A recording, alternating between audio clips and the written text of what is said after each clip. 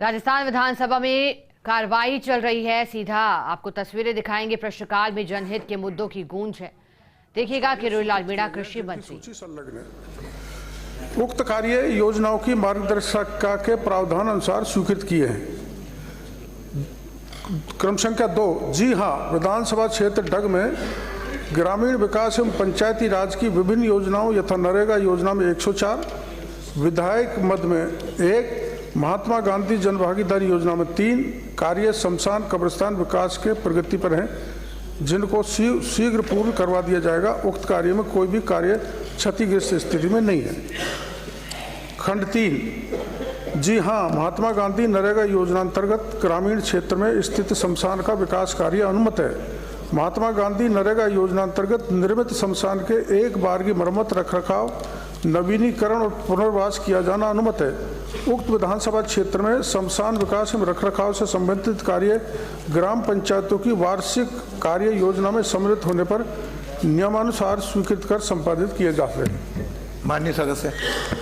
माननीय मंत्री महोदय, मैं आपसे पूछना चाहता हूं कि 214 विधायक अपने महात्मा नरेगा के योजना के अंतर्गत बनाए गए और 7 EFC TFC से बनवाए गए, और इन्होंने बताया कि कोई भी आपका क्षतिग्रस्त नहीं है। बाकी देखने में आता है कि कम से कम आधे से ज़्यादा शमशानों पे चद्दर ही नहीं है। तो माननीय मंत्री महोदय, जो पूर्ववर्ती सरकार में शमशान घाट बनाए गए थे, उनको अपनी सरकार क्या सही कराने की मंशा रखती है, और हाँ तो कब तक, नहीं तो क्यों? माननीय सदस्य की जानकारी में डालना चाहता हूं कि शमशान एवं कब्रिस्तान 230 स्वीकृत किए गए थे, उनमें से 122 बन गए, 108 निर्माणाधीन है। अधूरे जो पड़े हैं ये बता रहे हैं, उनमें कोई क्षति है तो मनरेगा में एक बार उसका जो डैमेज हुआ है उसको सैंक्शन करके कराया जा सकता है। दोबारा अगर डैमेज होगा तो नहीं कराया जाएगा। माननीय सदस्य ऐसी कोई सूची दे देंगे तो हम उसकी स्वीकृति जारी कर देंगे। नंबर 2, माननीय अध्यक्ष महोदय, आपके माध्यम से पूछना चाहता हूं कि 104 अभी अधूरे बता रहे हैं, 104 और 4 और अन्य मद से ऐसे करके 107। इन 107 ये 2018 से स्वीकृत है। कुछ इनमें से ऐसे है 2018-19 से स्वीकृत, और मौके पे कोई काम नहीं हुआ और 10-10, 12-12 लाख रुपए इनमें उठ गए हैं। क्या जिन पंचायतों ने ये राशि उठा ली है उनके खिलाफ हम कोई कार्रवाई करेंगे, या कोई अधिकारी या कोई JTA ने जो गलत MB करी है तो उनके खिलाफ उनके कोई कार्रवाई अमल में लाई जाएगी? माननीय मंत्री महोदय, आप अगर प्रमाण सहित शिकायत दोगे तो पूरी जांच करके दंडित किया जाएगा। 2018 से पेंडिंग है। पिछली सरकार ने सुस्ती बरती, कोई बात नहीं, हम तेज गति से कार्य कराएंगे।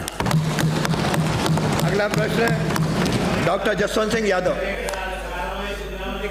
मेरे क्वेश्चन इसी में मैं आपके माध्यम से माननीय मंत्री जी से ये जानना चाहूँगा, क्योंकि अल्टीमेटली सबको लास्ट में वहीं जाना है। तो काफ़ी जगह जो शमशान घाट और कब्रिस्तान है, इन पे अतिक्रमण है, या कई शमशान घाट कब्रिस्तान आज भी रिकॉर्ड में नहीं है। तो क्या सरकार मंशा रखती है कि कोई अभियान चला के इनको पूरा कराने की, जो रिकॉर्ड में नहीं उनको रिकॉर्ड में दर्ज कराने की मंशा रखती है? शमशान या कब्रिस्तान पर जहाँ भी अतिक्रमण होता है, जिला प्रशासन उसको हटाता है, और अगर बेशुमार कॉलोनी भी बस गई है तो आप उनकी जानकारी दें। आप उस पर अगर अतिक्रमण है तो हम राजस्व मंत्री जी को नोटिस में मैं कहता हूं उनको, हम अतिक्रमण को हटा दें। अगला प्रश्न डॉक्टर जसवंत सिंह यादव। प्रश्न संख्या 58। खंड 1, जिला चिकित्सालय बहरोड, जिला कोटपुतली बहरोड, पूर्व जिला अलवर को दिनांक 23/5/2022 को। मंत्री महोदय, मैं बीच में टोक रहा हूँ, ये सबसे संतुष्ट हूँ मैं। मुझे जो पूछना है वो बता दो बस आप। तो क्या मानिए मान लिया आपने, पढ़ लिया, चलिए बैठिए। सप्लीमेंट्री पूछिए। जिला अस्पताल के अंदर मनुष्य चाहता है कि उसकी ज़िंदगी बचेगी, उसको सुविधाएं मिलेगी। तो हमारे बहरोड का जो जिला अस्पताल है शायद पहला ही जिला अस्पताल हो सकता है जिसके अंदर सिटी स्कैन नहीं है, जिसमें एडवांस लाइफ सपोर्ट एम्बुलेंस नहीं है, अल्ट्रासाउंड मशीन नहीं है, एमआरआई मशीन नहीं है और डिजिटल एक्सरे मशीन कभी आई थी वो भी ख़राब पड़ी हुई है। तो मुझे तो स्पेसिफिक ये बता दें कि जब जिला अस्पताल है और उसके अंदर नॉर्म्स में आता है ये सब सुविधाएं होनी चाहिए, तो ये कब तक आप उसके अंदर अवेलेबल करा देंगे, बस मेरा यही सवाल है। माननीय मंत्री जी। माननीय अध्यक्ष महोदय, जो क्वेश्चन मेरे सामने आया था उसमें माननीय सदस्य ने बेसिकली स्टाफिंग क्या है, फैसिलिटीज़ क्या है, पर आप कह रहे कि उसको बैरोड के बारे में हाँ, बैरोड के बारे में उसको स्किप कर देता हूँ सर। उत्तर सुनिए। हाँ सर, इसमें ऐसा है अध्यक्ष महोदय कि बैरोड जो है हॉस्पिटल CHC था, उसके बाद में सब डिविजनल हॉस्पिटल बन गया 2020-21 में, और जिला बनने के बाद में इसको डिस्ट्रिक्ट हॉस्पिटल का दर्जा मिल गया। अब इसमें ऐसा है कि अभी जो लगभग 41 करोड़ रुपए जो हैं वो खर्च होगा इनको सब डिविजनल हॉस्पिटल की स्टेज में लाने के लिए, और वो जनवरी 2025 तक काम उसका कंप्लीट हो जाएगा। मैं जो आप जो प्रश्न पूछ रहे थे उसका मैं एक सिंपल कंपैरिजन जवाब देता हूँ कि सब डिविजनल हॉस्पिटल के अंदर 125 बेड होते हैं, उसके बाद में आपका 34 करोड़ जो है फरवरी में आ जाएगा आपका। मंत्री जी माफ करना, ये तो आप दे चुके हैं। माननीय सदस्य उत्तर सुन लीजिए फिर आप पूछिए। आपको दूसरी बार मौका दूंगा, एक बार आपका जो कार्य है 2 स्टेजेस में होगा। फर्स्ट टू कंप्लीट SDH, और उसके बाद जो 34 करोड़ आएंगे उसमें आपको डिस्ट्रिक्ट हॉस्पिटल में ले जाएंगे।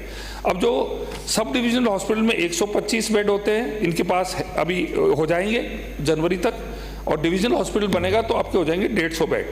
OPD आपके बनेंगे 12, और जैसे डिस्ट्रिक्ट हॉस्पिटल बनेगा वो हो जाएंगे 18, तो 12 आपके जो है जनवरी तक हो जाएंगे। 3 ऑपरेशन थिएटर आपके जनवरी तक हो जाएंगे। उसके बाद में जैसे डिस्ट्रिक्ट हॉस्पिटल बनेगा तो 5 हो जाएंगे। लेबर रूम की 8 टेबल्स से 10 टेबल्स हो जाएंगी। मातृ नवजात शिशु केंद्र 21 बेड से 31 बेड्स हो जाएंगे। ऑक्सीजन जनरल प्लांट आपके लगेगा, मेडिकल गैस लाइन सिस्टम लगेगा, BPHU जो कि एक लेबोरेटरी है जो अपने सब CHCs के अंदर, सब ब्लॉक, हर ब्लॉक के अंदर जो राजस्थान के अंदर है उसकी स्वीकृति आ रही है फेज मैनर में कि जितने भी अपने पंचायत समितियों के अंदर CHC है उसमें अगर 2 CHC हो वो एक अलग चीज़ है, 1 CHC।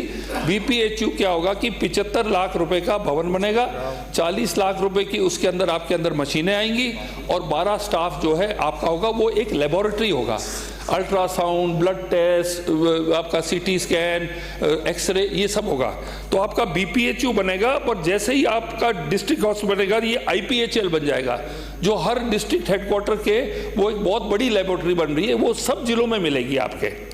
उसके बाद मॉर्चुरी आपकी बनेगी, आपके किचन बनेगा, लॉन्ड्री रूम बनेगा, प्रधानमंत्री जन औषधि का वो आपका बनेगा, और जो आपके जो है एडिशनल लाइफ सपोर्ट सिस्टम की जो एम्बुलेंस आपने मेरे से चर्चा की थी वो आपके बेसिक, एडवांस और मोटरसाइकिल वाली आज भी आपके बैरोड में चल रही है। Fire fighting system, parking, STP।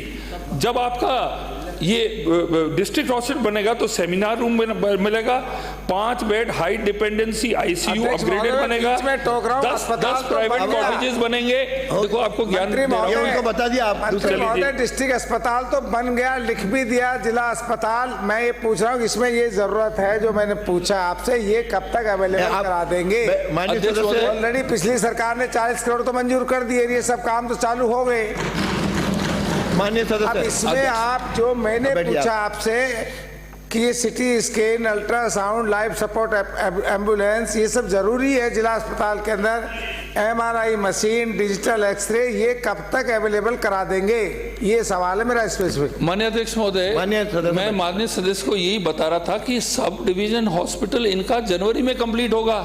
सुविधाएं तो जब भी प्राप्त होगी जब वो 41 करोड़ होगा, और MRI और जो आपने CT स्कैन की जो मशीन है हमारे स्टेट के अंदर हम इनको आउटसोर्स कर रहे हैं PPP मोड के अंदर। अब पीपीपी मोड के अंदर जैसे हमारे सवाई मान सिंह के अंदर जो लगी है मशीनें, तो इतनी वॉल्यूम बिजनेस जब मिलता है तो वो 2,500 रुपए के अंदर हमारा MRI CT स्कैन कर जाता है, तो मार्केट में 8,500 का मिलता है। तो दूसरी चीज ये है माननीय अध्यक्ष जी, मैं माननीय सदस्य को आपके माध्यम से बताना चाहूंगा कि जो पीपीपी मोड पे आएगा वो आएगा जब उसको वॉल्यूम मिलेगा।